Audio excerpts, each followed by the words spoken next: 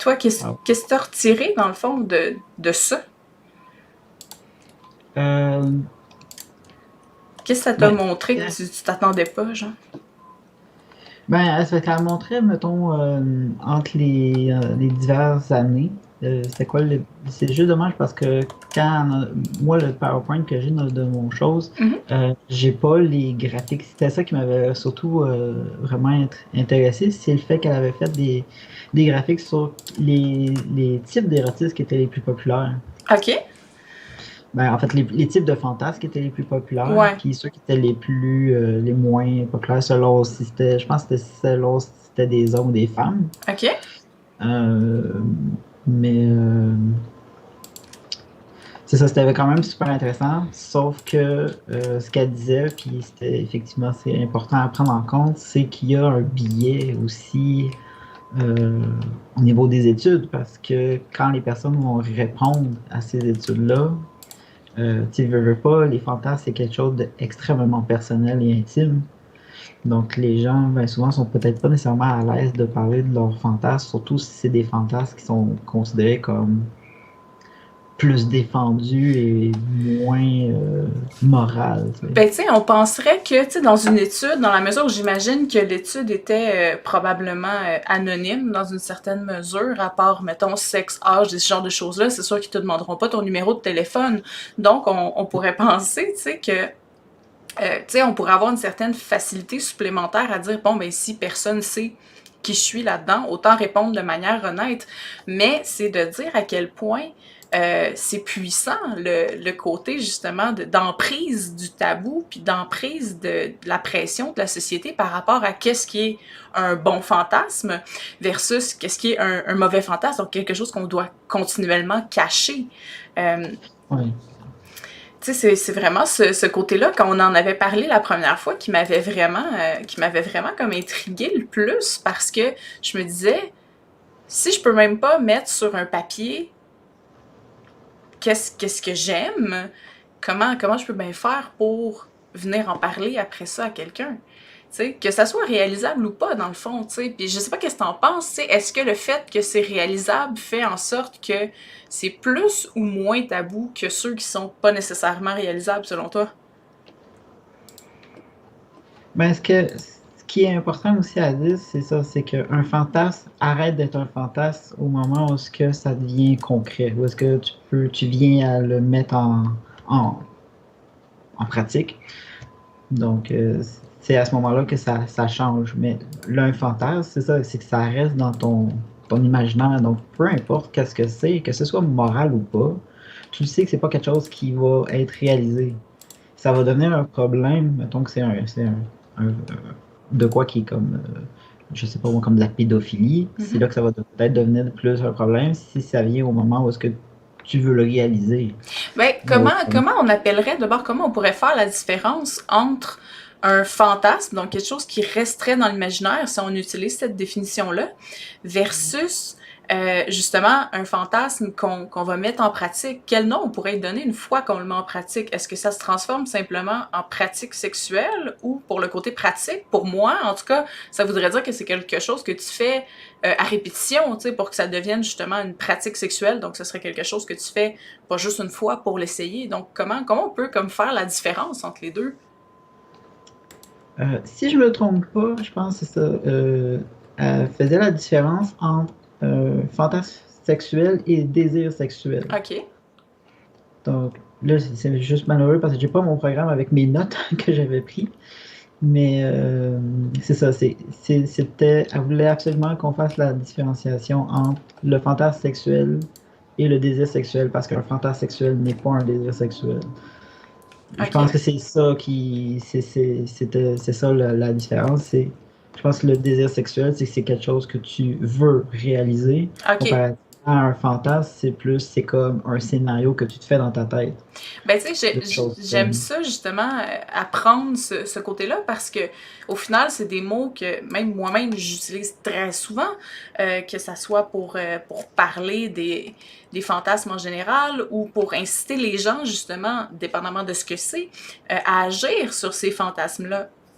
Puis, tu sais, je trouve que les mots ont un pouvoir tellement important dans la manière dont on s'exprime, dont qu'est-ce qu'on dit, de la manière dont on s'exprime, dont qu'est-ce qu'on dit, de la manière dont on le dit, que, tu sais, avoir une différence entre ces deux choses-là, je pense que ça pourrait venir éventuellement peut-être aider à diminuer justement le côté stigmatique parfois du fantasme, tu sais, parce que quand, tu sais, tu me parlais tantôt lesquels de ces fantasmes-là, dans le fond, étaient dans le graphe. Est-ce que tu as des exemples? Parce que tu te souviens, certains de ces fantasmes-là, est-ce que c'est à quoi on s'attend? Donc, souvent, des choses qui ont attrait, par exemple, à l'homosexualité, la bisexualité, tu sais, ce genre de fantasmes-là, où il y avait plus que ça, dans le sens où il y avait des choses un peu plus inattendues, mais qui sont pourtant plus répandues. Dans les plus répandus, attends, je vais essayer de te le retrouver là, parce que elle l'avait écrit. Ouais, c'est ça. Il y a beaucoup au niveau. Ce qui revient le plus, c'est au niveau passion et romance. C'est aussi simple que ça. OK? C'est le fantasme qui va revenir le plus, c'est le fait d'avoir de la romance et de la passion dans. C'est un scénario qui va revenir beaucoup. Le domination-soumission, OK. qui vient aussi beaucoup. Le sadomasochisme ou genre ce qu'ils vont appeler comme le rough sex. Mhm. Les ménages à trois, les OK. tripes à trois Ouais. et plus. Ce qu'il y avait aussi, c'est il y avait des études qui ressortaient, c'était donc dans le même genre. Pour ce qui est des hommes, il y avait beaucoup le fantasme avec deux femmes, OK. qui va pas nécessairement être là pour au niveau des femmes. OK. Puis évidemment, ben, les études parlent jamais de ceux qui sont non-binaires et autres. Oui, évidemment, là, ça reste toujours. C'est encore très nouveau dans l'imaginaire scientifique, j'imagine, là, d'intégrer ces gens-là comme faisant Ouais. partie intégrante, justement, de la sexualité. Ouais. Donc, c'est ça. Sinon, oui, au niveau de l'homosexualité, peut-être pas nécessairement de l'homosexualité, mais le fait de ce qu'ils appellent le gender bending, c'est le OK. fait de probablement un genre de travestissement, de s'imaginer dans l'autre sexe, OK. puis d'avoir des relations sexuelles en étant dans l'autre sexe. Ça, c'est un des plus communs. Sinon, il y avait le partage de partenaires ou genre extra-conjugal qui en revient beaucoup. Ce que le monde pensait sexe tabou ou interdit, ça excite les gens. Ouais. Sur ce qui est des sexes tabous, ce qu'on avait vu aussi, pas avec cette personne-là, mais avec mon cours sur les diversités des érotismes, Ouais. ça, c'est quelque chose qui va changer beaucoup au niveau des fantasmes puis de ce qui est tabou. Ça va changer beaucoup au niveau selon l'époque et OK. le lieu.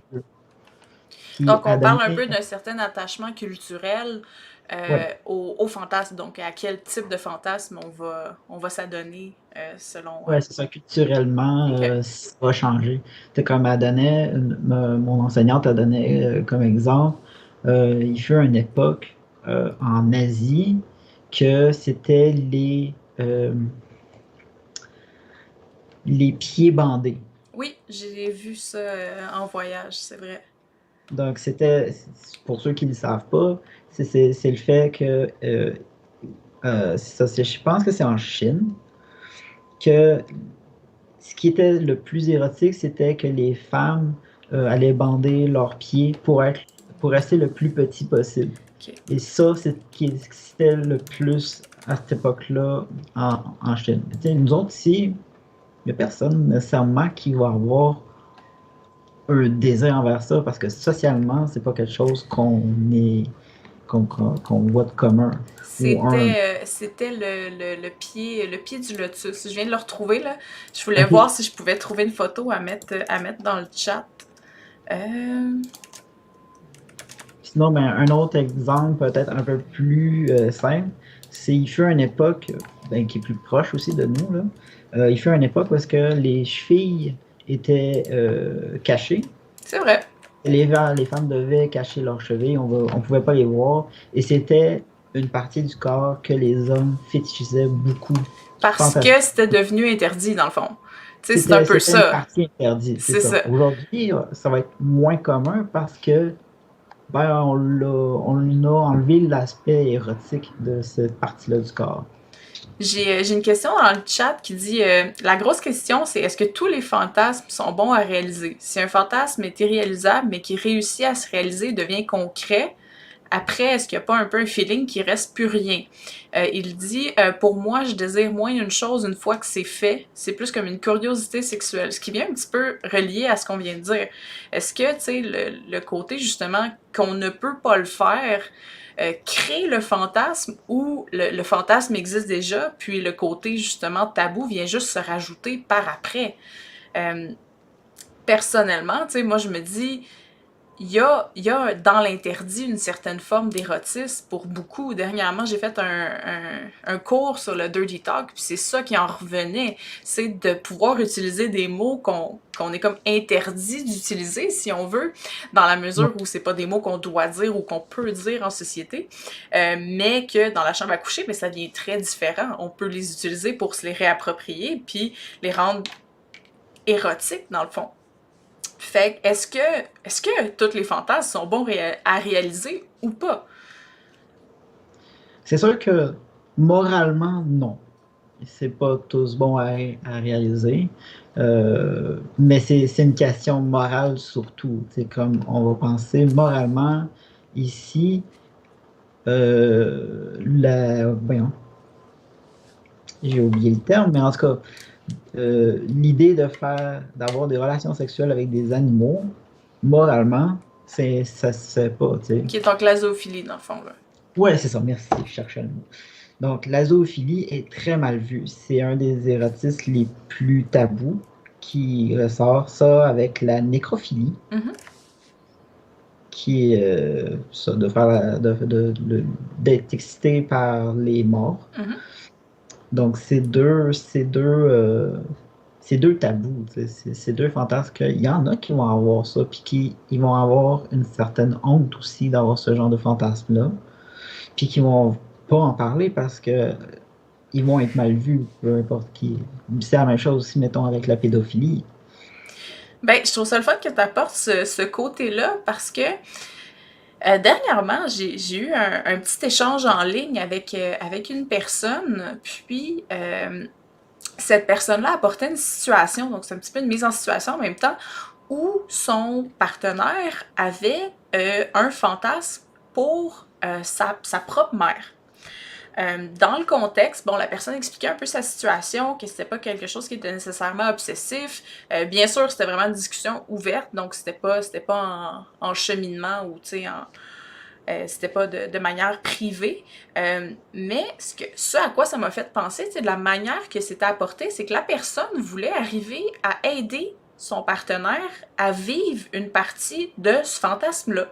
Donc, de pouvoir venir essayer, dans une certaine mesure, euh, le côté justement parental de la chose. Puis moi, j'ai un petit peu pensé à ça, puis ça m'a relié au concept de age play. Donc, les Ouais. jeux où les personnes vont prendre un âge très différent du leur pour établir une forme de débalancement, débalancement de pouvoir, mais aussi débalancement bon, de responsabilité. Souvent, la personne qui va être le petit ou le little, comme dans la pratique ça s'appelle, va se rapporter à un daddy ou une mommy, donc un père ou une mère, qui est la personne qui va prendre les responsabilités des jeux, qui va prendre soin de la personne. Donc, moi, j'ai été chercher un petit peu dans cet aspect-là. Ma réponse a été basée un peu là-dessus. Je lui ai proposé de regarder ces types de jeux-là pour peut-être arriver, dans le fond, à créer un moment qui va être sain, mais aussi qui va quand même venir toucher à une partie du fantasme de son partenaire. Puis, Mhm. la discussion continue et tout. Puis finalement, il y a une personne qui pose le fameux complexe d'Oedipe. Puis, à ce moment-là, je suis comme, OK, mais la personne disait, bon, ben ton partenaire, faut qu'il aille en suivi psychologique. Puis c'était assez tranché comme opinion. Puis sur le moment, ben, je me suis dit, je pense pas que c'est nécessairement nécessaire à tous les coups, parce que la personne mentionnait vraiment, bon, toutes les personnes avec un genre de fétiche ou un genre de fantasme comme celui-là devraient aller euh, consulter absolument un psychologue. Puis j'étais pas vraiment d'accord avec cette idée-là parce que, tu sais, bien sûr, il y a le côté, bon, il faut que ça soit non obsessif. Ça, c'est quelque chose que je trouve qui est important. Puis que ça soit pas non plus une façon donc, que ça mette pas un des deux partenaires en détresse. Donc, ça cause pas de détresse dans le couple. Puis, la partenaire qui avait amené l'idée disait, ben moi, ça me dérange pas. Ça me dérange pas de participer à ça. Ça me dérange pas d'essayer, puis de l'amener à essayer de vivre ce fantasme-là. Mais tu sais, je continuais à penser au côté complexe d'Oedipe, puis je savais pas si en 2021, ça a encore un footing, si ça a encore une pertinence comme idée au niveau de la psychanalyse, au niveau de la psychologie. Puis j'aimerais ça savoir, qu'est-ce que t'en penses, toi? Qu'est-ce que tu vois là-dedans? Ben, c'est ça, je suis d'accord aussi avec toi que, tu sais, de penser tout de suite que c'est un problème psychologique, non, je suis pas d'accord avec ça. Parce qu'il y a beaucoup de fantasmes, justement, euh, de faire du age play, c'est pas un trouble mental. C'est ça qui est malheureux, c'est qu'il y a plein de monde qui pense que certains érotismes qui vont être faits de pratique, ils vont être mal vus parce que le monde va penser que c'est tous des malades mentales, alors que c'est absolument pas ça. Ça peut être pour venir combler quelque chose qui peut être très thérapeutique. Puis justement, comme le age play ou comme le pet play, où est-ce que la personne a juste besoin de, de, de s'abandonner, puis de laisser le contrôle à quelqu'un d'autre, puis de juste plus être pris dans une routine, puis de casser la routine, puis d'être autre chose pendant ce moment-là. Puis ça peut avoir un aspect très thérapeutique parce que tu, ne- tu essaies d'oublier ta vie courante. Puis ça veut rien dire avec le fait d'avoir un trouble de, d'Oedipe ou que ça soit vu, justement, il y en a qui considèrent le HP que ça peut être une forme de pédophilie alors que c'est tellement pas le cas. Ou, tu sais, la- la- de comparer la zoophilie avec le pet play, tu sais, c'est tellement pas la même chose, là. Ben, c'est un peu ce que je pensais aussi, tu sais, je trouvais que de voir les fantasmes, même si c'est tu sais, Freud puis Jung sont quand même un petit peu les pères du Ouais. mot, donc du concept de fantasme, des fois j'ai l'impression que de voir encore ça à travers ces yeux-là, qui sont quand même des yeux de 1930-1940, là, on va s'entendre, là, tu sais, il y a comme une évolution qu'il y a eu entre ces moments-là, tu sais, entre le moment où on a dit, bon, ben, si tu penses de manière sexuelle à ta mère ou à ton père, ou si tu rêves de ton père ou de ta mère de manière sexuelle, t'as automatiquement un problème, ou ce qui est catégorisé comme un problème. Puis, tu sais, je vais le dire en Ouais. toute franchise, j'ai déjà fait des rêves érotiques avec des parents à l'intérieur. Tu te réveilles, tu te sens vraiment bizarre, mais est-ce qu'il y a un problème avec ça? Personnellement, tu dis, bon, ben non, c'est arrivé, c'est un drôle de mix-up de différentes idées, mais est-ce qu'on doit en tirer des conclusions absolues? Je pense, tu sais, je penserais pas. Puis c'est ça que je trouvais triste un peu, parce que je pense qu'une partie du tabou autour des fantasmes est encore euh, propulsée par ces idées-là, qui étaient pas fausses, dans le sens où je pense qu'il y a quelque chose à explorer, dans le sens où encore une fois, tu sais, on parle, bon, d'un désir avoué pour un parent. Je suis comme, il y a quand même quelque chose à explorer de ce côté-là, mais il y a aussi tout le côté euh, déviation, tu sais, comment ne pas en faire un problème, comment l'empêcher de devenir un problème, par exemple, qui va être poignant, donc qui va devenir une nécessité, par exemple, pour un suivi avec une personne professionnelle. Puis c'est dans ce sens-là que moi j'avais proposé à ce moment-là le H-Play, tu sais, c'était, je me disais, puis c'est ce que je lui ai expliqué, tu sais, je lui ai dit, ben garde, c'est une manière de faire en sorte d'en vivre une partie, puis de dévier le focus du moment, donc qui serait par Ouais. exemple le parent, vers quelque chose qui devient techniquement normal, donc tu sais, qui devient techniquement correct parce qu'il est plus focusé envers un membre de la famille personnelle de la personne concernée. Euh, Ça va devenir un problème au moment où est-ce que la personne va justement trop focaliser sur un détail. Donc, si elle focalise trop sur son parent, puis que ça vient comme vraiment nourrir dans sa vie, c'est là que ça devient un problème. Puis que c'est là que, là, oui, tu dois consulter. Mais autrement, si la personne est ouverte à explorer, puis à dire, ben, ok, justement, je pourrais peut-être explorer mon fantasme de parent-enfant euh, à travers d'autres façons plus saines de le faire, ben, ça vient comme éviter que ça devienne un problème, ça se focus sur ce détail-là. ah, mais je suis contente que tu sais, on ait un peu la même vision là-dessus. Puis je pense que c'est quelque chose qui est important, tu sais, surtout pour plus particulièrement pour les gens en sexo, tu sais, moi je suis en coaching, donc si quelqu'un m'arrive avec une situation qui vient sérieuse comme ça, ben c'est vers vous, tu sais, que je la réfère. Puis de savoir que justement, ben de plus en plus, les gens s'ouvrent à tout.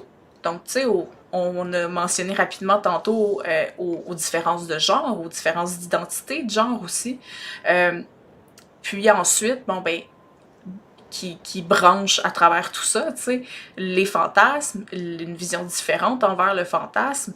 Euh, tu sais, ça revient un peu, j'avais une citation, j'avais trouvé, Catherine Deschamps, qui elle est socio-anthropologue, puis j'avais trouvé ça quand même assez important, euh, parce que ça a rapport avec la bisexualité, qui a quand même été un fantasme qui est relativement répandu. Tu sais, il y a un côté qui revient toucher Ouais. au trépatoire, il y a un côté qui revient toucher justement à l'échangiste, ce genre de choses-là. Puis ça dit la bisexualité féminine serait socialement mieux acceptée aujourd'hui que la bisexualité masculine. D'abord parce que les femmes revendiquent plus volontiers leur bisexualité que les hommes, hein, qui sont davantage portés à la clandestinité. Ensuite, parce que les amours saphiques, donc souvent qui définit en fait les amours entre deux femmes, correspondent aux fantasmes des hommes hétérosexuels. Est-ce que toi, tu penses que ça représente la réalité actuelle? Est-ce que tu penses que c'est encore d'actualité, justement, ce côté-là où on a un peu détrôné le numéro un search sur YouPorn qui est lesbienne, là? T'sais, on est-tu encore là ou on est rendu ailleurs, genre? Ben, moi, personnellement, quand je vais sur, justement, mettons, des sites pour ça, ce qui ressort le plus, c'est bien souvent quand tu as des couples qui recherchent un partenaire, ça va être très souvent, tu vas regarder et ça va être marqué que la femme est bisexuelle et l'homme est hétérosexuel. Ça va arriver pratiquement à 90% du temps. Par curiosité, je regarde des fois, Mhm. puis c'est ça qui ressort beaucoup. Puis c'est souvent ça, c'est qu'ils vont rechercher une femme. Donc la fameuse licorne Ouais. qu'on peut appeler là. Euh, donc ça revient beaucoup. Donc oui, oui la bisexualité elle va être mieux acceptée du côté des femmes à cause probablement de ce genre de choses-là parce que les hommes ont envie de voir deux femmes ensemble. Donc la femme elle dit bon ben pourquoi pas, tu sais. Mais qu'est-ce qui amène le pourquoi pas, selon toi? Tu sais, pourquoi dans ce cas-ci, la personne féminine du couple va avoir un pourquoi pas plus facile que le partenaire masculin ou la partie masculine du couple? Ça serait une bonne question à vérifier. Je pourrais vraiment pas me lancer là-dessus. Ça serait intéressant de vérifier pourquoi. J'imagine qu'il y a dû avoir des études qui ont été faites là-dessus, là. Ou sinon, il faudrait la faire. Ouais, non, c'est un peu ça, tu sais. C'est un peu comme au niveau, tu sais, de l'ouverture, tu sais, j'avais écrit un tout petit texte vraiment introduction au bout sur la bisexualité, juste comme pour faire une espèce de lancer d'informations. Bon, ben, commençons à réfléchir à qu'est-ce que la bisexualité, puis qu'est-ce que ce n'est pas aussi. Euh, Puis c'est un point que j'avais ramené un petit peu là-dedans, tu sais, parce que les hommes ont encore, même à travers leur propre communauté, euh, sont encore un peu parias, dans le sens où ils sont encore un peu mis de côté dans cette idée-là, de dire comme, bon, ben, tu sais, deux femmes ensemble, on se pose pas nécessairement la question pourquoi ce n'est pas une menace envers envers soi-même ou envers sa propre sexualité. Pourquoi deux hommes ensemble, ça le serait? Parce que j'ai eu des femmes qui mentionnaient non, moi j'aimerais pas ça, voir ça, tu sais, puis dans le contexte d'un fantasme pour un fantasme, c'est correct si t'as pas envie de voir ça, mais de dire si mon partenaire m'arrivait avec une idée comme ça, je ne pourrais absolument pas m'imaginer faire ça. Je trouvais ça quand même assez intense, tu sais, comme vision des choses, parce que je me disais, crime, tu sais, moi, personnellement, c'est quelque chose que j'entretiens dans mes fantasmes. Est-ce que ça va arriver, ça va pas arriver? Je le sais pas. Si l'occasion se présenterait, je le ferais-tu pas? Je le sais pas non plus.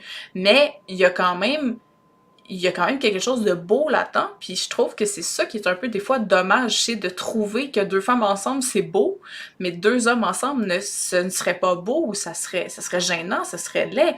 Puis c'est ce qui me fait penser justement au côté, qu'est-ce qui définit justement qu'est-ce qui est acceptable versus qu'est-ce qui est pas acceptable, tu sais. Ouais. Je suis pas mal du même avis que toi. Je trouve ça dommage que ce soit moins bien vu puis que c'est socialement moins bien accepté. Mais pourquoi est-ce que c'est comme ça?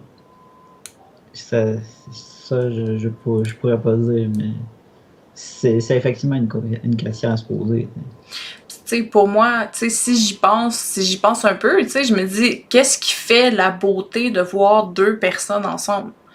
Est-ce que c'est le plaisir qui dégage? Est-ce que c'est l'acte, justement, sexuel qui est intéressant?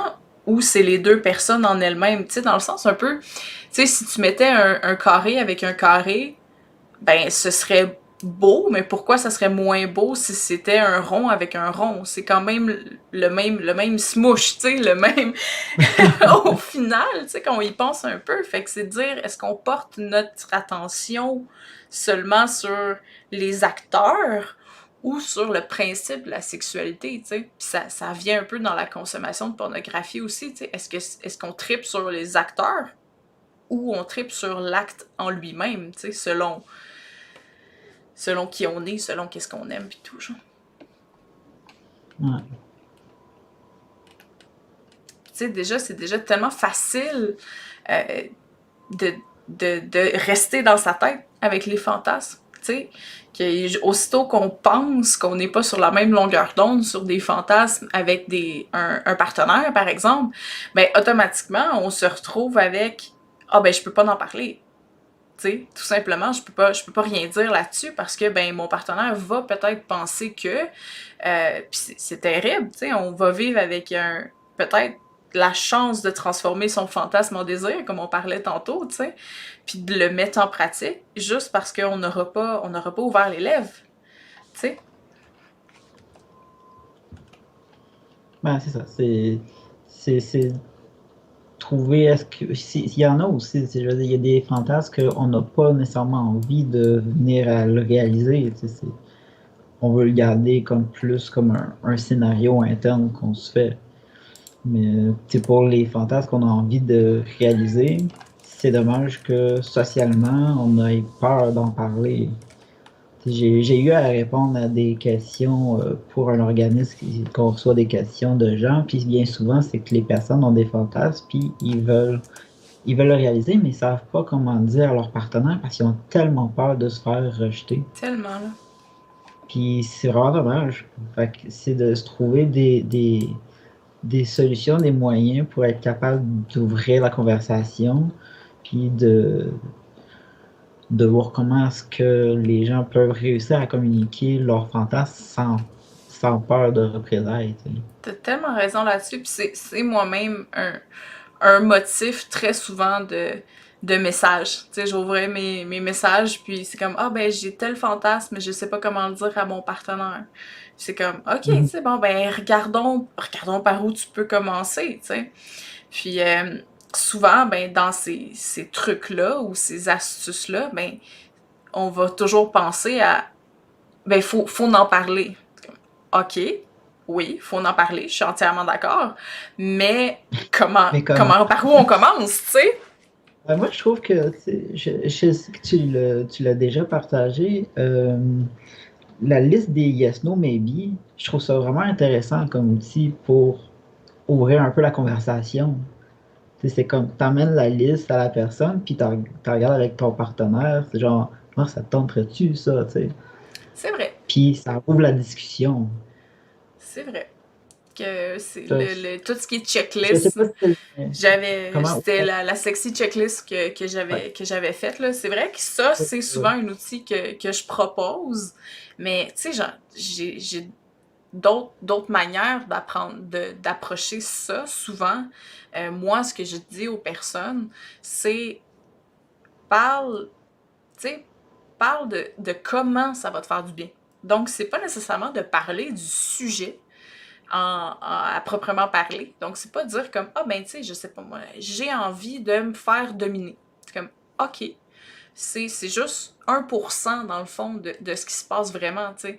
Puis d'apporter ça Mhm. tel quel à un partenaire, ben c'est une phrase qui peut tomber dans une craque, puis la personne va dire, ah ok, mais elle fera jamais rien avec l'information nécessairement. Tandis que de venir apporter le sujet à travers, justement, ce que ça va t'apporter, donc quel bénéfice tu vas en retirer, souvent, ben, ça fait ouvrir les oreilles de la personne pas mal plus. Tu sais, ton partenaire ou tes partenaires en général vont avoir envie que tu te sentes bien, vont avoir envie que tu ressentes du bien-être. Donc, il va être beaucoup plus ouvert à venir dire oui, peut-être regardons, que de nécessairement juste dire oui, non, puis de laisser les choses telles qu'elles sont, parce que c'est une discussion, tu sais, c'est pas deux phrases échangées. Ce genre de discussion-là doit être plus Non, profonde que ça, tu sais.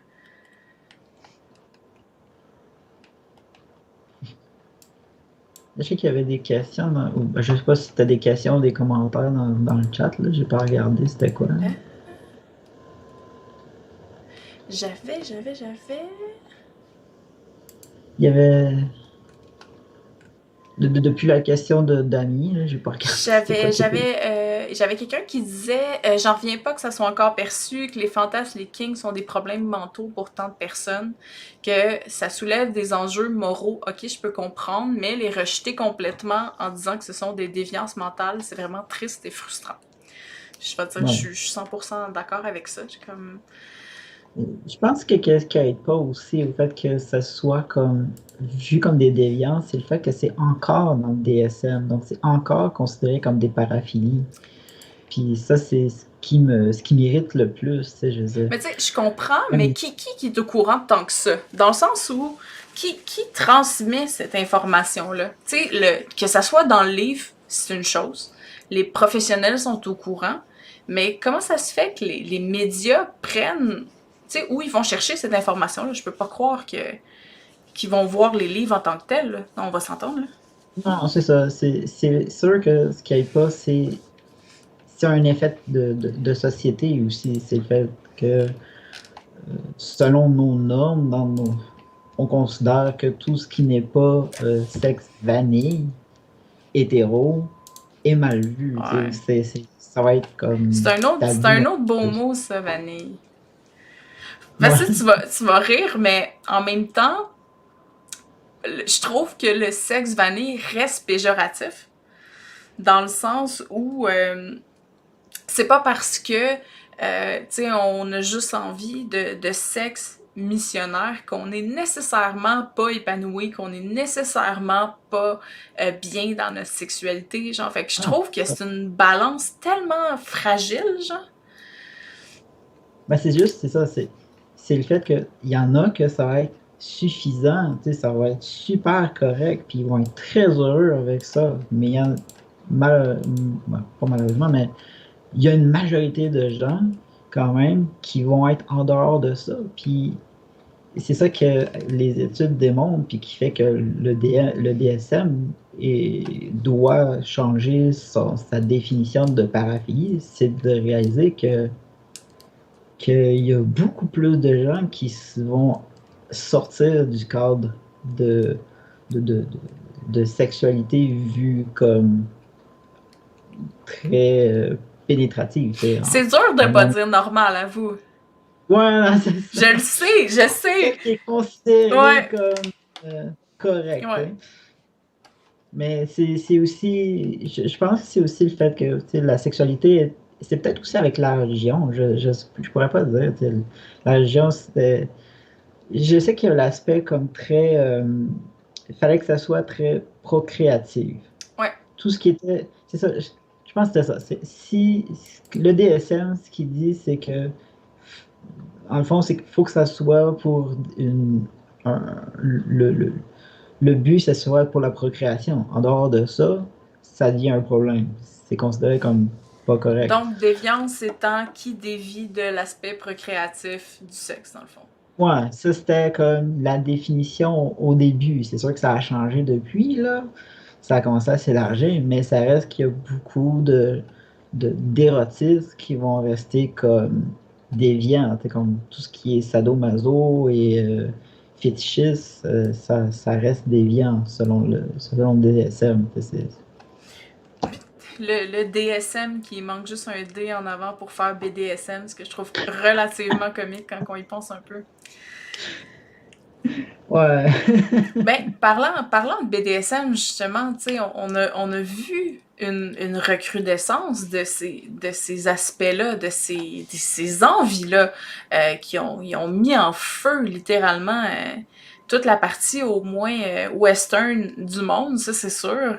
Ça a parti avec un livre, puis maintenant, ben, est-ce qu'on peut considérer presque bientôt, c'est quoi, ça fait 6 ans, 7 ans déjà de ça, que c'est mieux accepté, tu sais? Est-ce que les désirs BDSM sont plus normalisés ou au moins acceptés? Ben, je dirais qu'il y a une plus grande curiosité, ça c'est sûr. Le livre aura au moins amené ça, c'est qu'il y a beaucoup plus de gens qui sont curieux et peut-être ils ont une plus grande ouverture de dire, ah ben, tu sais, peut-être que ça pourrait être intéressant. Par contre, ce qu'il faut faire attention, c'est que, euh, bon, comme nous, on est au courant, je veux dire, le livre est une très mauvaise représentation du BDSM parce que c'est très malsain comme chose. On parle du livre Fifty Shades of Grey. Là. Quelqu'un me demande, Ouais. là. C'est ça. C'est une relation très malsaine. Malheureusement, j'ai pas vu les livres ni les films. Il faudrait que je les regarde juste pour un point de vue de critique. Et que, vu compte tenu que la majorité des lectures que j'ai pour lire des articles, des études, ils vont très souvent parler du livre de Fifty Shades of Grey. Il y a beaucoup de comparatifs avec ça. C'est ça, puis tu sais, encore là, tu sais, au niveau comparatif, tu sais, le moindrement qu'on trempe dans la vraie communauté BDSM, on sait tout de suite que, ben, autant au niveau féministe qu'au niveau BDSM, c'est pas une référence en aucun point sur aucun des aspects, mais dans la Non. mesure où ce livre-là pourrait être un fantasme, donc c'est une forme justement de lecture érotique qui met en scène en fait un fantasme, donc quelque chose qui n'existe pas. Euh, Est-ce qu'on revient à une certaine légitimité de ce livre-là, tu sais? Est-ce qu'on peut lui laisser son côté érotique, tu sais? Parce qu'on parle dans la communauté BDSM, par exemple, il y a des pratiques qui vont jusqu'au non-respect du consentement. Donc, le non-respect du consentement devient érotisé, qui peut Le, amener à des c'est jeux de viol simulés, qui est quand même assez ouais. sérieux, tu sais. Et, et le viol simulé, mine de rien, est un fantasme quand même beaucoup plus répandu qu'on pense. Là, j'ai pas de chiffres à donner ou quoi que ce soit, mais il me semble que je me souviens que ça ressortait beaucoup là, comme fantasme. Tu sais, Mais oui, c'est sûr que le livre n'aide pas au côté tu sais, justement de consentement qu'on essaie beaucoup de parler et que c'est important, mais effectivement, tu sais, il y a le fantasme du non-consentement, mais ça, c'est. Il faut que les gens soient conscients que c'est un fantasme qui peut se réaliser et que c'est bien correct, mais il faut que ça soit négocié, il faut que ça soit discuté, il faut qu'il y ait un consentement puis que tout le monde, tous les joueurs dans cette scène-là de réalisation du fantasme soit au courant de qu'est-ce qui va se passer, que ça soit tout soit discuté. Puis ça, c'est peut-être une chose que le livre n'apporte pas, puis que euh, la communauté essaie de faire comprendre aux personnes qui sont curieuses. Tu sais. Oui, évidemment, évidemment. Mais tu vois, dernièrement, j'ai eu une personne qui a apporté un aspect dans un autre groupe de discussion qui disait est-ce que d'aller à l'encontre des lois est quelque chose qui pourrait être excitant pour vos scènes, donc pour vos jeux BDSM? Ce qui m'a amené à repenser aux côtés de l'exposition des inconnus ou des personnes non participantes à certaines sexualités, à une certaine sexualité, par exemple. On parle d'une forme certaine d'exhibitionnisme, où on pourrait prendre, par exemple, une scène d'humiliation où une personne est forcée d'être nue, semi-nue ou bref, exposée dans un endroit public comme étant un jeu qui peut être très excitant, donc qui peut être un fantasme pour certaines personnes, mais quand le fantasme vient toucher justement les autres personnes qui ont pas dit oui ou non, qui sont pas en fait au courant, qu'est-ce qui se passe, tu sais? Est-ce qu'on tombe encore une fois dans le côté immoral du fantasme ou on se dit bon ben ça reste une sexualité, euh, t'as un peu le choix de regarder ou ne pas regarder, tu sais. C'est comme une ligne très très grise, genre je trouve, Ouais. dans ce concept-là. Non, c'est ça. C'est effectivement, ça serait de voir comment est-ce que tu peux réaliser ce genre de fantasme-là d'humiliation devant le public, tout en respectant justement que le public soit comme consentant, je veux pas, parce que sinon, effectivement, c'est contre leur gré, puis c'est moralement pas acceptable. Tu sais. Mais mettons, tu sais, mettons qu'on continue l'idée, là, puis on est dans une société où la sexualité a zéro tabou, genre. C'est juste absolument normal, ça n'a jamais à être caché, ça n'a jamais à être mis derrière quatre murs ou avec rideau tiré. Tu sais, j'extrapole vraiment beaucoup, là, Ouais. mais dans un monde où on pourrait faire l'amour en pleine rue puis ça dérangerait personne parce que c'est juste une expression d'une certaine pulsion, dans le fond.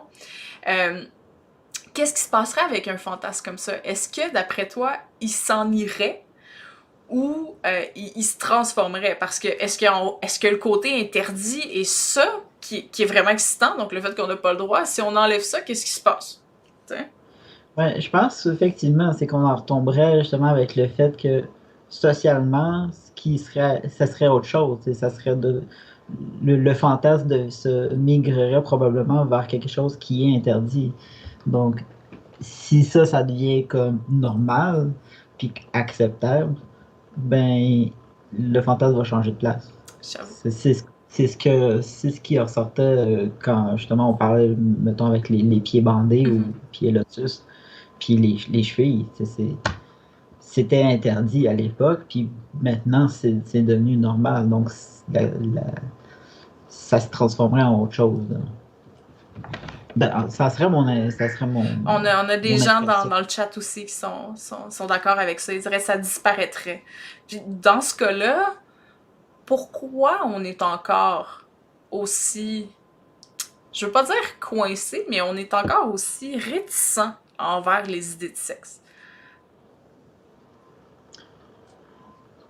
Please, Hmm. mettez le chat en feu. Je veux avoir aussi vos opinions là-dessus, tous ceux qui nous écoutent. Je veux savoir comme pourquoi on est encore coincé à l'idée du sexe? Pourquoi ça fait encore un blocage mental quand on pense au sexe?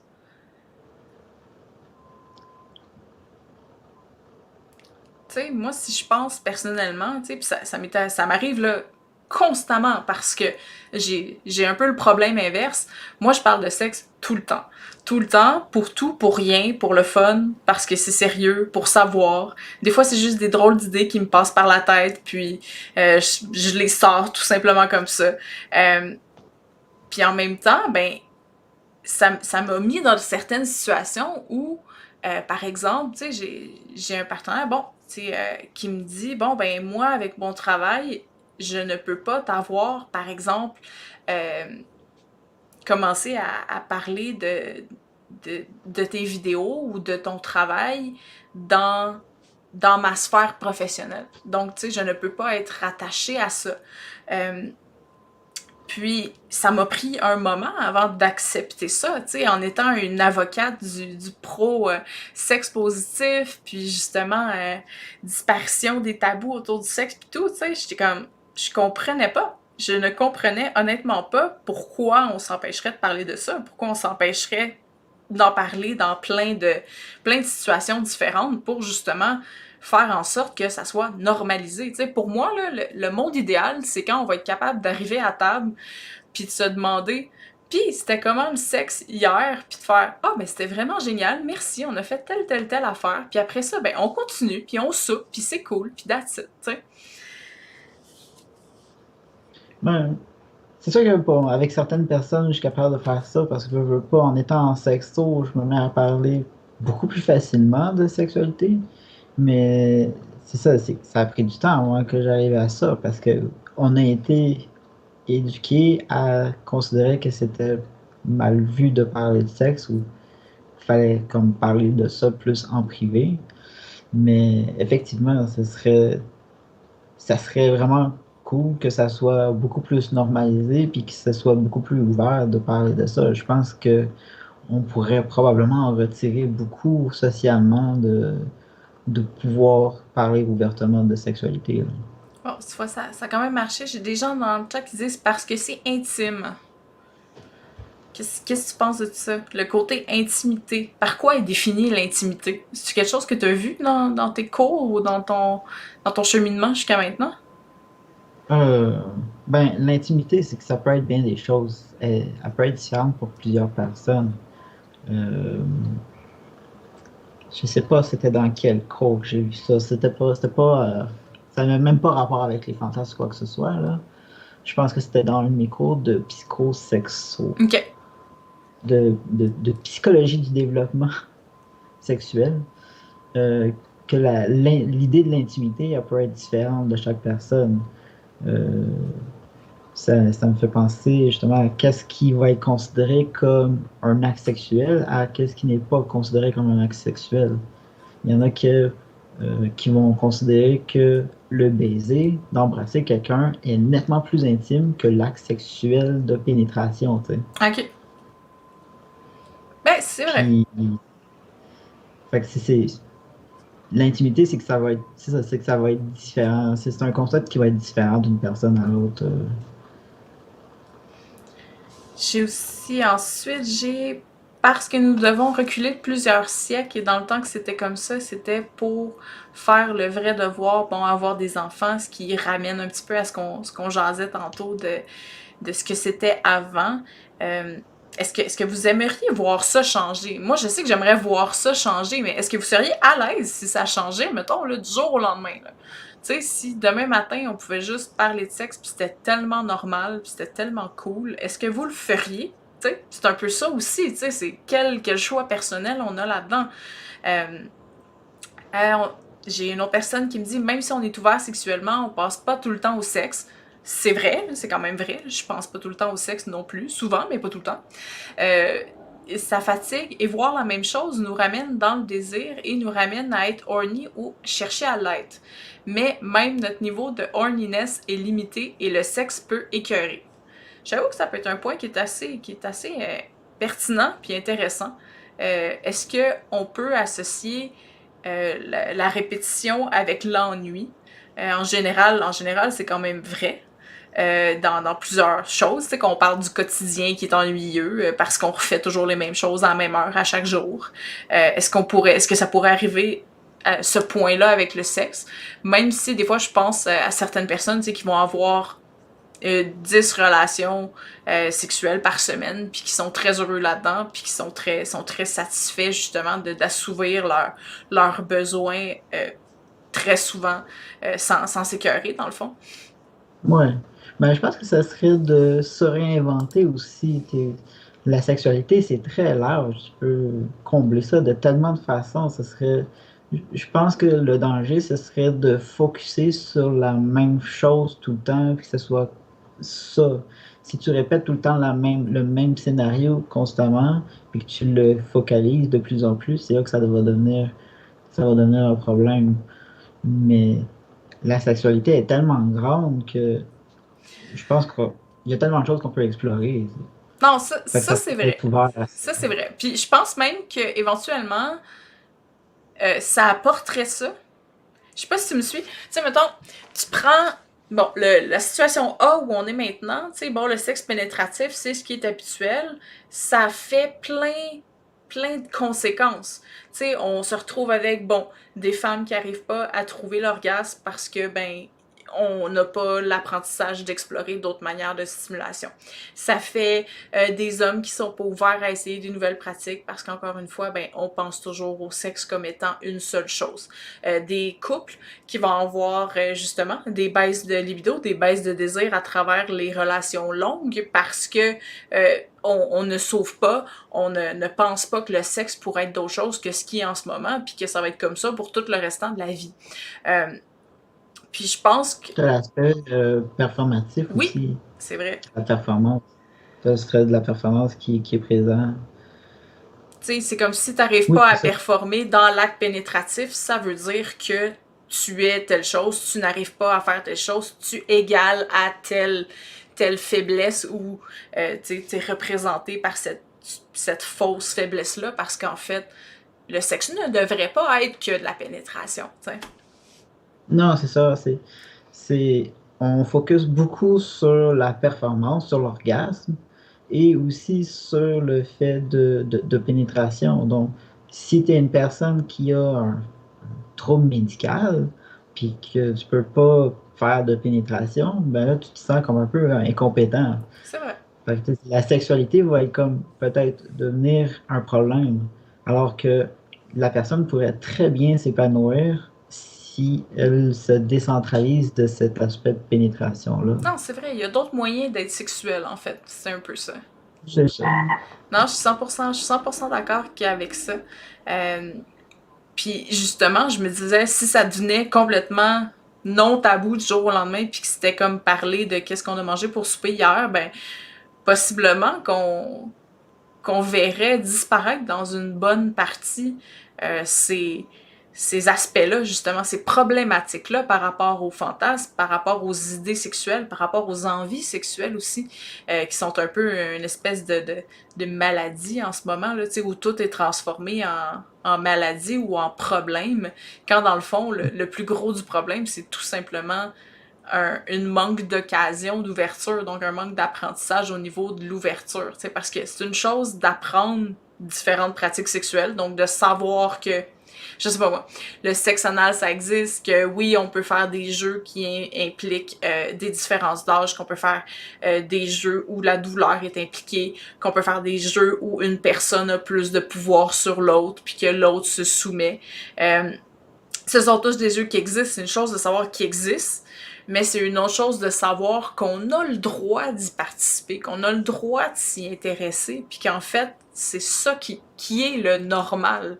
C'est ça qui est le normal non sous pression, donc qui est pas pressurisé, là, tu sais, dans la petite capsule, justement, éducation, église, passé, justement, le passé sociologique d'une certaine culture. C'est un peu ce que j'ai dans le chat. On dit, je crois que l'Église a été bientôt présente, que les religions importantes du monde sont trop rentrées dans nos têtes pour que le sexe soit autre chose que de la reproduction. Le sexe, surtout venant des femmes, c'est sale pour beaucoup de cultures, ce qui est encore vrai dans une certaine mesure. Puis elle disait que c'était pas si loin l'époque où le départage de l'Église puis de la nation a été fait. Au Québec, c'est très vrai. Si je me souviens bien, on parle des années 70, donc la décennie entre 70 et 80, il me semble. Je vais même pouvoir aller te chercher parce Pour que vrai? tantôt, dans mes modules de mon cours de psychodéveloppement, j'avais justement, ils ont parlé à parler de cet aspect-là. Parfait, je veux avoir cette date-là, parce que j'ai pas le souvenir exact. Puis tu sais, on est encore justement, comme la personne dit, axé sur le fruit défendu. Elle dit, pour moi, c'est une des raisons. Le reste de la société a fait le reste avec la masculinité toxique. Ce qui est intéressant, parce que pensant à la masculinité toxique, je veux ramener ça au fantasme, justement, à la Fifth Shade of Grey ou à la 365 jours, qui sont des représentations fantasmiques dans ma définition de ce que ces œuvres d'art cinématographique-là sont. Donc, à part de leur message qui n'est pas nécessairement sain au niveau, par exemple, du consentement, de la féminité, puis de la vraie sexualité en tant que telle, mais qui ont fait un ravage dans plusieurs pensées de femmes à imaginer justement un homme 100% en contrôle, qui va repousser les limites de l'ouverture. T'sais, je parlais un petit peu des limites d'ouverture tantôt, puis c'est ça qu'on devrait développer dans la sexualité. Donc, pas nécessairement la sexualité en elle-même, mais l'ouverture à la sexualité. Puis, c'est quelque chose qui sont un peu... ils se font un peu imposer par une personne de sexe masculin qui est justement en contrôle, qui prend un contrôle un peu non autorisé sur la sexualité de la femme, qui relie à la masculinité toxique, oui, mais qui peut faire partie de plusieurs fantasmes de plusieurs personnes.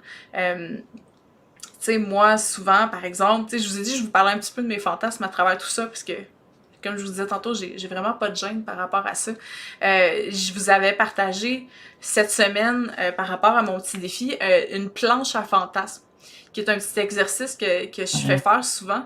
Puis c'est de monter une planche avec, bon, qu'est-ce que ça prendrait pour réaliser un fantasme que j'ai en tête. Donc, le pousser une étape plus loin. Donc, tu peux pas juste le garder en tête et dire, bon, mais si je le réalisais, de quoi ça aurait de l'air? Puis, le fantasme que j'ai mis en image, en fait, c'était d'avoir une espèce d'orgie, dans le fond, un peu de style romaine, mais je sais pas s'il y en a d'entre vous qui avaient écouté la série Spartacus, avec beaucoup trop d'hommes remplis de remplis de muscles, avec du sable partout sur le corps, bref. Puis, c'est ça qui m'avait inspiré à ce moment-là, ce fantasme-là. Je trouvais ça beau. Il y avait une scène où, justement, tous les hommes étaient alignés, puis ils étaient tous peinturés d'or. Puis, tu sais, c'était visuellement, c'était très attirant. Mais c'est quand même un côté où, pour une fois, l'homme est transformé en objet de plaisir. Il n'impose pas son plaisir, il est simplement là pour, dans une certaine mesure, être utilisé. Puis je trouvais que c'était une perspective différente sur, justement, la masculinité à travers la sexualité, tu sais, où c'est comme, ça vient inclure un concept de choix, même si dans la suite de tout ça, finalement, les images sont purement pénétrative, puis bien de base, là, on va s'entendre. Mais je trouvais que c'était un aspect qui était très différent, puis je me suis demandé pourquoi ça m'avait tapé dans l'œil, pourquoi ça m'avait attiré. Puis, je pense que c'est ça, c'est le côté de venir mettre pas sous cage, mais de venir mettre en boîte cette masculinité-là, puis de l'utiliser pour, justement, le propre plaisir, mon propre plaisir dans mon fantasme à moi, là, évidemment. Puis, justement, il y a une personne dans le chat qui dit « Les origines romaines que je connais incluent du sexe, de la bouffe, des places pour vomir, pour manger encore plus. » Ok, c'est quand même peut-être un peu intense, là. Fait que, tu sais, c'est cet aspect-là, des fois, que je trouvais que, en termes de fantasme, c'est là où on peut prendre vraiment ce qu'on veut, puis le transformer de manière complètement à rebrousse-poil de ce que la société s'attendrait à nous faire vouloir, dans le fond, genre. Puis, je vais juste finir cette idée-là avec ça. dans le même principe, la société 2021 est très à cheval maintenant de plus en plus sur le pro-consentement, le féminisme, l'ouverture sur tous les plans au niveau des genres, des identités, des orientations, des modèles relationnels. Donc, il y a vraiment beaucoup d'ouverture qui se poussent, donc qui poussent toutes les limites de ça. Et pourtant, on va revenir retrouver un fantasme rebrousse-poil complètement où on retombe dans le côté l'homme super fort, viril, en contrôle, qui va contrôler une partenaire, une femme. Donc, c'est de voir comment il y a toujours un contrebalan qui se fait, puis qui est pertinent, tu sais, qui est encore intéressant. Dans le sens qu'on fantasme pas sur ce qu'on a, on fantasme sur ce qu'on n'a pas. Mais en même temps, tu sais, on a l'idée que le fantasme, c'est des hommes qui dominent une femme, qui soit comme le plus répandu, mais pourtant, je regarde, justement, quand je vais sur les sites, ce que je vois souvent, c'est les hommes ont un fantasme de se faire dominer par une femme et des femmes qui ont un désir de dominer un homme. Ça revient beaucoup, sincèrement. C'est vrai? Puis c'est drôle qu'on n'en parle pas. On va parler plus justement du fantasme des hommes qui dominent la femme, mais pas le contraire. Non, c'est vrai que ça, c'est pas encore assez répandu. Puis, puis je sais, je suis entièrement d'accord avec toi que ça existe déjà beaucoup, c'est déjà très, très présent dans la sous-culture pornographique, si on veut. Donc, pas le mainstream pornographique, mais dans la sous-culture pornographique, c'est quelque chose qui est vraiment très, très, très présent. Mais, encore une fois, tu sais, quand ça va être devenu complètement normal, complètement accepté, ou au même palier de reconnaissance que euh, le rough sex d'un homme sur une femme, est-ce que ça va perdre, tu sais? Est-ce que ça va perdre son appel, genre, dans le fond? Tu sais, si toutes les femmes demain matin seraient comme, OK, moi, je suis game, tu sais, j'ai envie aussi de prendre le contrôle, puis toutes les femmes qui en ont envie le font, qu'est-ce qui va se passer, tu sais? Est-ce qu'on va retourner vers, bon, ben là, on rêve de l'homme qui prend le contrôle, ou on va simplement trouver une espèce d'équilibrium euh, là-dedans, tu sais? Ça serait à voir, je pourrais pas dire. J'ai retrouvé Ouais, la date que tu demandais. puis, C'est la génération silencieuse qui était entre les deux guerres. C'est 1925 à 1945. Que c'était très traditionnel, puis la sexualité avec le mariage, puis que c'était l'homme qui initie l'acte ouais, sexuel, puis que c'était sale pour la femme. Puis après ça, on a eu les baby boomers de 1946 à 1964. ok. Que là, c'est là où est-ce qu'il y a la révolution sexuelle. Mais tu sais, la révolution sexuelle, ça date pas de si loin finalement, tu sais. Non, non, c'est ça, tu sais. C'est sûr que c'est comme quand on compare l'existence de l'homme sur l'entièreté de l'existence de la planète, tu sais, on est comme... On est rien. On n'existe presque pas dans l'almanach de l'histoire de l'humanité. Ben, j'ai un peu le même Non, feeling par rapport à ça, tu sais. La libération sexuelle est tout petite dans l'histoire moderne de l'homme, tu sais. non, c'est ça, on est vraiment au début. D'après moi, c'est pour ça que, tu sais, on voit de l'ouverture depuis justement je m'excuse, mon chat qui miaule C'est là. correct.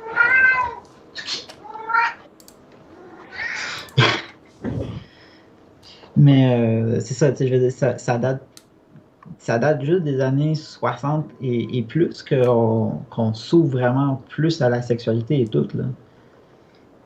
Non, c'est Puis ça. que peu à peu, ça devient de plus en plus ouvert, là. Puis tu sais, est-ce que tu penses que c'est une tendance qui va continuer ou on va arriver à un certain plateau puis ensuite on va replonger? J'espère qu'on en replongera pas, sincèrement.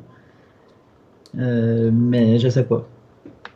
Parce que, tu sais, on pense à tous les nouveaux types de fantasmes, les nouvelles ouvertures que l'ouverture sexuelle a amenées, mais qui posent certains problèmes pour les nouvelles communautés, justement, qui commencent à prendre leur place, puis qui commencent à faire entendre leur voix. Puis, on en avait discuté un tout petit peu par message, mais je pensais particulièrement au fantasme de la transsexualité. Je vois de plus en plus des gens qui s'affichent ouvertement à la recherche de personnes trans, des sites web d'annonces justement de personnes trans qui offrent des services sexuels ou des services de rencontre pour devenir une licorne ou un rhino, dépendamment de la personne. Ouais, j'aime tellement pas le terme de rhino. Non? Pourquoi? Non, Pourquoi licorne mais pas rhino? ben, je sais pas, rhino, ça me parle pas. Moi, ça, c'est moi, là, C'est mais correct. je vois surtout quand je regarde les définitions en anglais, Mhm. licorne est le terme qui est utilisé pour tout le monde, que ce soit Ben, homme, moi, c'est femme toujours ça que j'avais et autres vu, personnes. mais je sais que de plus en plus, tu sais, il y avait comme un shift, dans le fond, qui Ouais. était devenu justement les licornes, c'est pour des femmes, pour une raison nébuleuse. Parce que c'est ça qu'on le voit le plus souvent, c'est ça Ouais. qui est le plus recherché justement avec les couples. Justement, on en revient avec le fantasme de deux femmes pour un homme, tu Mhm. sais. Avec la bisexualité, c'est la fille qui est le plus recherchée. Mais il n'y a rien qui empêche qu'il y ait des hommes, puis il n'y a rien qui empêche qu'il y ait des personnes non-binaires ou trans qui vont s'ajouter à un couple. Donc, ça reste ça. Mais quand je cherchais, j'ai eu des ostinations avec du monde là-dessus. Le terme licorne est accepté pour tous les genres, Ah, bon. mais je vois qu'il est plus vu en anglais. En anglais, Ok, ils vont juste dire licorne. ok, Mais c'est en français, je ne sais pas pourquoi, on a décidé de vouloir donner un autre terme. ok. Et puis, oui, il y a centaure qu'on voit, il y a rhino, j'ai même vu pégase, Pourquoi pas? dépendant du genre. Ouais, c'est ça. Mais ouais, ouais, c'est ça. Sincèrement, je fais juste imaginer un rhino, puis je m'associe pas. Non, non, je comprends. J'avoue, du côté visuel, c'est moins. Il y a des gens aussi dans le chat qui sont décors, sont comme, ouais, c'est un peu pâteau, genre, c'est pas gracieux. Puis je suis comme, Non, c'est vrai. je trouve C'est ça quand même beau, une vrai. licorne. J'ai comme. Non, j'avoue, tu sais. Puis quel genre d'impact que ça a sur, justement, ces communautés-là, tu sais, je sais que t'en fais partie, t'as un insight un peu plus en profondeur, justement, sur qu'est-ce que ça l'a fait comme changement, tu sais, quand tu prends ton pouvoir de communauté, que tu t'affiches, que tu fais reconnaître tes droits, tu fais reconnaître ton existence, tu fais reconnaître ta voix, justement, dans la société, puis, tout d'un coup, tu deviens pratiquement un objet de fétiche pour quand c'était pas le cas nécessairement avant ou que c'était pas autant présent, par exemple. Qu'est-ce qui se passe dans ce temps-là? Comment ça se vit dans la communauté? Est-ce que vous le reconnaissez comme juste euh, quelque chose qui existe puis c'est correct ou ça va un peu vous faire du tort, en fait? C'est un peu ça que je me demandais. Il y a beaucoup d'éducation à faire. Moi, ce qui me frise les oreilles le plus possible, c'est quand quelqu'un va arriver et va me parler de shemale. Shemale, c'était le terme qu'on utilisait beaucoup dans le temps, Ouais. puis qu'on essaie en tant que communauté, on essaie pas mal de déconstruire puis de détruire Ouais. parce que c'est très péjoratif comme terme. Puis c'est très mal vu parce que Chimel est vraiment vu comme simplement un objet sexuel. Puis c'est comme une réalité qui n'existe pas. Elle existe juste dans la pornographie. OK. Puis c'est ce qui est. Je pense que c'est la porno qui a peut-être emmené à ce que les femmes trans surtout, soient fétichisées aujourd'hui par une plus grande majorité parce que elle est très présente dans la pornographie. Le problème qu'il y a, c'est que la majorité des gens qui ont un fantasme envers les trans, c'est qu'ils vont s'imaginer que ça va être la même chose que dans les pornos. Puis là, c'est de leur dire, c'est parce que la personne que tu vois dans les pornos, elle est obligée d'utiliser, mettons, du Viagra ou des affaires de même pour bander parce que la majorité des femmes trans, parce que pas tous, mais une bonne partie, que quand ils commencent à avoir leur traitement hormonal, l'hormonothérapie, elles ne vont plus bander ou elles OK. vont bander très mou. Tu sais, ça sera pas super gros et dur, tu sais, comme on voit dans les pornos. C'est OK. pas ça en tout. Puis c'est de déconstruire cette image-là envers les personnes qui ont un fantasme. Qu'il y ait des gens qui ont un fantasme envers les trans, I guess que ça peut être OK, mais il faut que ce soit fait avec le respect. Ça faut que ce soit respectueux, puis ça n'a pas l'air de quelqu'un qui est ce qu'on appelle nous autres dans la communauté des trans chasers, OK.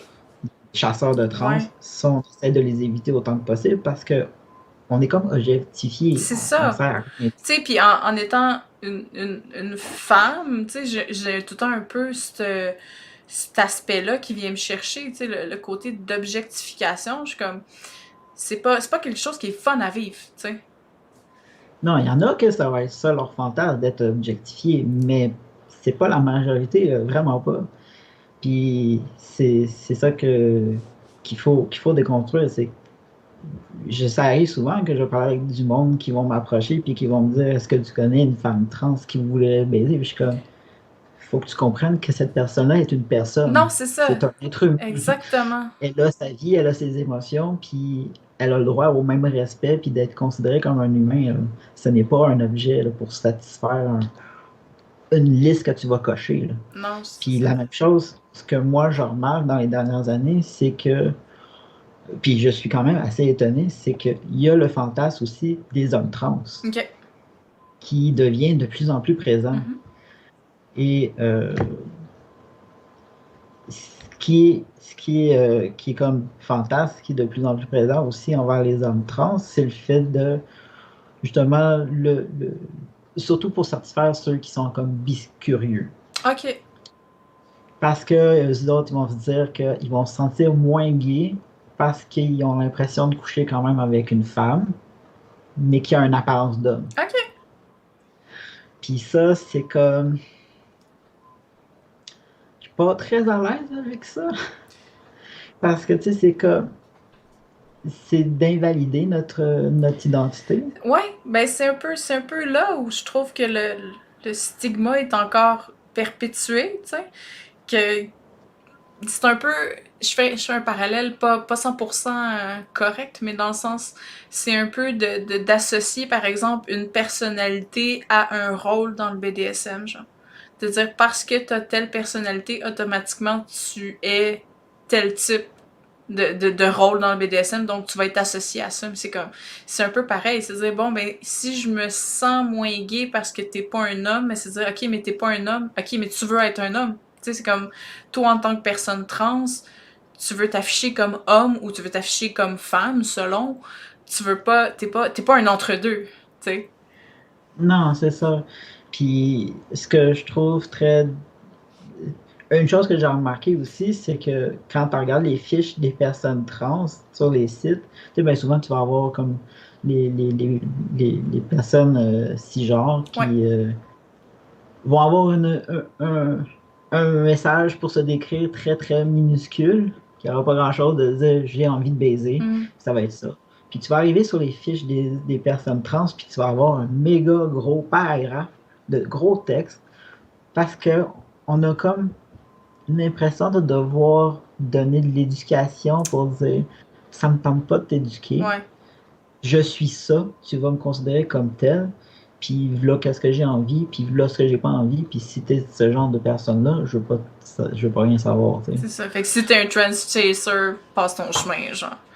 C'est ça. Puis ça c'est ce que c'est un truc que moi j'ai remarqué, je sais pas si ça serait intéressant, je serais intéressé de faire une recherche là-dessus, tu sais, de voir c'est quoi les profils du monde. Mais moi, je suis à l'aise de parler beaucoup, d'éduquer les gens, puis ben, souvent, j'ai des gars qui vont venir, puis qui vont me demander plein de questions, puis des fois, ça peut être très invasif. Moi, je suis à l'aise de recevoir les questions interdites, Ouais. de savoir qu'est-ce que t'as dans les pantalons, des affaires de même, mais j'ai quand même mes limites. Ouais. Il y a des choses que j'accepte pas, puis euh, c'est ça. Il y en a qui essayent d'insister, puis c'est de leur dire de rester respectueux quand même là, avec tout ça. C'est un peu ça, tu sais, c'est comme dans le même concept où tu n'iras pas demander une photo de ce qu'une fille a dans les pantalons, pourquoi ce serait différent parce que c'est une personne trans, c'est comme... ça Ouais. change rien, là. Moi, le plus loin qu'on m'a demandé, c'est de montrer des photos de mes parties originales avant. Quoi, comme pour Puis ça, prouver, c'est genre? comme... Hein? Pour prouver? Pour prouver quoi, en fait? Tu sais, c'est comme... Non, j'imagine par curiosité de dire j'ai envie de voir de quoi tu avais l'air avant parce que maintenant ça n'existe plus. Je sais OK. pas c'est quoi cette envie-là, mais il y en a qui insistent pour voir ça, puis je fais comme non, ça ne regarde personne autre que moi, tu Non, sais. clairement, là. Et je veux dire, oui, j'ai des photos de avant parce que j'avais envie de documenter ma transition pour moi-même. Mais Ouais. tu sais, je le faisais pour moi-même, là. C'était pas pour les autres, puis c'est pas pour les montrer à personne d'autre, là. Non, c'est intéressant d'avoir cet aspect-là, justement, plus, plus exposé de qu'est-ce qui se passe vraiment, parce que moi, tu sais, ça me frise toujours un petit peu les yeux, parce que c'est souvent en ligne sur des groupes que je vois ça, tu sais. Euh, je trouve toujours ça un peu déplacé, tu sais, puis même si on C'est remonte, tu sais, délicat. c'est ça, tu sais, puis même si on remonte à l'échangisme ou au triolisme, puis à la recherche de personnes pour ajouter un couple, encore là, c'est encore un concept que je trouve qui est pas 100% bien apporté, tu sais, dans le côté où le fantasme, c'est de rajouter une personne, une femme, un homme, une personne trans, une personne non-binaire. Bon, ok, c'est une chose, mais je trouve toujours qu'automatiquement, il y a un petit côté d'objectification à travers ça. Que la personne forcément se retrouve avec un peu un statut de jouet sexuel, tu sais. Puis que même si l'approche est faite de manière respectueuse, c'est pas comme d'arriver trois personnes ensemble puis de dire hey, on fait-tu quelque chose ensemble, tu sais. C'est comme il y a vraiment un côté différent où on dirait que la relation de pouvoir, en fait, je pense que c'est ça qui vient me chercher le plus, c'est la relation de pouvoir qui devient euh, un peu trop débalancée. Tu sais, c'est pas trois personnes qui s'engagent ensemble, souvent c'est un couple qui est défini par pratiquement une entité, donc une unité, Ouais. qui va rajouter une autre unité plus petite, donc la personne seule, à leur unité almighty de couple cis hétéro, par exemple, genre. Tu sais, fait que je suis comme, Ouais, puis c'est ça, c'est que ça devient comme la personne à acheter, c'est comme le sextoy du coup. Tu sais. c'est ça, tu sais. Je suis comme, tu sais, c'est correct quand t'acceptes, mettons que t'es la personne seule, t'acceptes à 100%, tu sais, que c'est le cas, que c'est bien fait, pis tout, pis tu sais, ça va. Mais je sais qu'il y a un côté émotionnel à tout ça qui est pas facile pour tout le monde. Puis j'ai eu des personnes qui sont venues me voir qui disaient, OK, mais comment je fais pour juste un peu pas m'attacher, tu sais. Puis je suis comme, OK, mais c'est dur, tu sais. C'est dur parce que c'est humain, tu sais. Fait que c'est de voir vraiment à définir les limites exactes. On parlait tantôt de l'intimité, donc est-ce que l'intimité peut être partagée ou pas? Tu sais, justement, si tu disais s'embrasser, ben il y a des gens qui vont dire, ben tant qu'on s'embrasse pas, ben c'est correct, puis un peu ça compte pas, genre, tu sais. Fait qu'il y a comme tout un aspect là-dedans qui... Mais c'est ça, je pense qu'il y a une façon aussi d'approcher ce genre de choses-là, même si je reviens avec les personnes trans, il y a une façon d'approcher le monde pour avoir envie de partager un moment avec. Ouais. Mais il faut que ça soit fait de façon vraiment respectueuse. Puis, mine de rien, moi, en tant que trans, et je dirais mes autres personnes de la communauté, on les spot assez vite, tu sais. J'imagine. On vient à spotter ces gens-là qui sont comme malsains, Ouais. puis qui ont une curiosité malsaine comparé à ceux qui vont être, qui s'en foutent en fait que tu sois trans ou pas, là. C'est ça, qui sont là pour toi, genre. Tu sais, Ouais, ça se voit tout de c'est suite. vrai.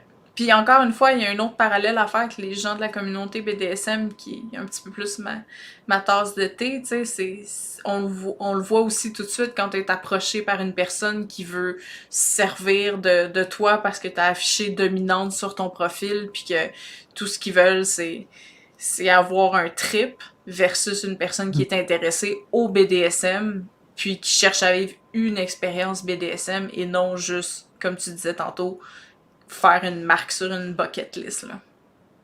Ouais, c'est ça. C'est vrai.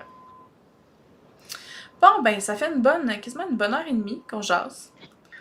Fait que on va s'en garder pour une autre semaine. Mais merci beaucoup d'être venu. J'étais vraiment, vraiment Ça, contente que tu sois là puis que ça marche, vu que la dernière fois, ça n'avait pas fonctionné. Euh, Évidemment, c'est sûr, j'aimerais ça te revoir. Je suis pas mal sûre que les gens dans le live, ils aimeraient ça te revoir aussi. Puis, je veux aussi que tu tagues dans les commentaires ta page pour les gens qui vont avoir besoin d'un petit peu plus d'informations, puis qui vont avoir envie de s'informer justement plus en avant sur euh, la transsexualité en général. Tu sais, moi, j'ai 100% confiance en ton contenu puis en ce que tu écris. Fait que je veux les inviter à quand même aller voir, là, puis en apprendre plus, parce que on en apprend tous les jours. C'est juste comme ça qu'on peut faire avancer les choses. Fait que... ouais, ben, j'ai ma page que je me suis faite pour partager un paquet de choses sur la sexualité en général. Mhm. Que je vais essayer de. Je sais pas si ça va fonctionner. Donc, ça, c'est la page. Non, ça le fait. Non. En tout cas, Ok, ben au c'est moins en on utilisant ça. l'a, là. Fait que On enlève le home commercial, là, c'est ça ça. marche Fait que pas, ça va mais être Chinerie Trans pour les gens qui veulent. Chinery Trans, c'est la page que j'utilise pour partager à peu près n'importe quoi qui a rapport avec la sexualité overall. Parfait. Puis les gens peuvent venir m'approcher aussi s'ils ont des questions. Moi, comme je dis, je suis quelqu'un qui est extrêmement open à parler de transsexualité. Moi, il y a deux questions que je ne réponds pas. C'est mon dead name et de montrer des photos de mes parties génitales. Tu sais. Parfait. C'est à peu près. Super. Le reste, c'est. On peut me poser toutes les questions, qu'elles soient maladroites ou pas. Je m'en fous. S'ils sont maladroits puis que c'est mal vu dans la communauté de poser ces questions-là, je vais le dire, je vais le mentionner et je vais dire pourquoi c'est mal vu. Super. Puis si vous avez envie de continuer la conversation dans les commentaires, on va toutes les deux être tagués dedans, donc on va être au courant de s'il y a des commentaires, puis on va pouvoir répondre au fur et à mesure. Fait que si vous écoutez ce live-là une autre journée, ben n'hésitez pas à venir nous jaser de ça dans les commentaires. Fait que merci beaucoup, puis je vais vous souhaiter une belle soirée à tout le monde. Merci d'avoir été là. C'était vraiment un super, super de fun live. Fait que je vous dis probablement à la semaine prochaine. Merci. Bye bye!